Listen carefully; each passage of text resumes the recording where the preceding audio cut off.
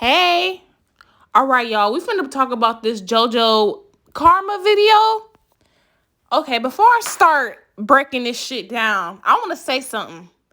Everybody is making fun of this girl. Everybody is making fun of her, but this karma video is subliminally showing us some shit. And let me explain. I believe this video is about the Greek goddess Artemis, also known as Diana. The first thing that I want to say is Artemis is a lunar deity. She's a moon goddess.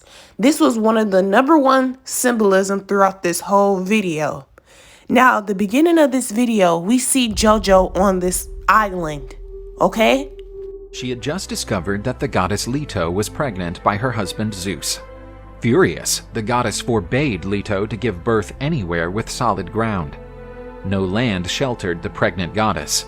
She wandered a long time without any destination, feeling the pains of childbirth. Suddenly, she found the floating island of Delos. This island, not being connected to the earth, was not covered by the ban of the Queen of the Gods. Leto was able to give birth there. To her surprise, she did not give birth to only one child, but two. First, Artemis was born, and then Apollo. Now that we got that out the way, we see this floating island in the moon.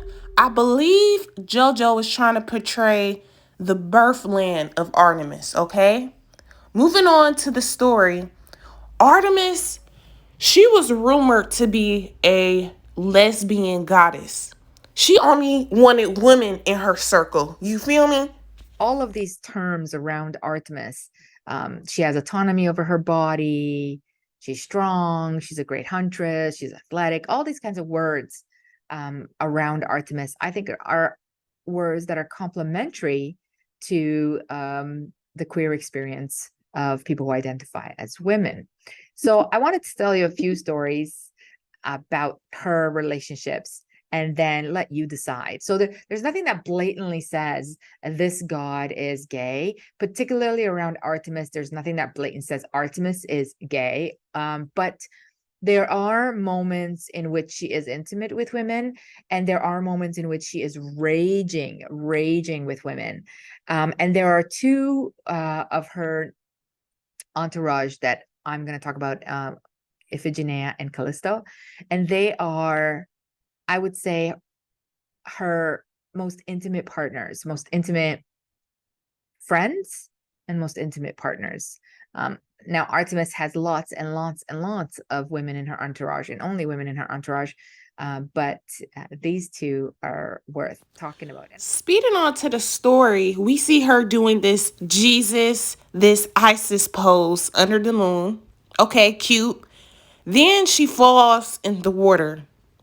We've seen this plenty of times where these artists, they use water as some type of spiritual baptism.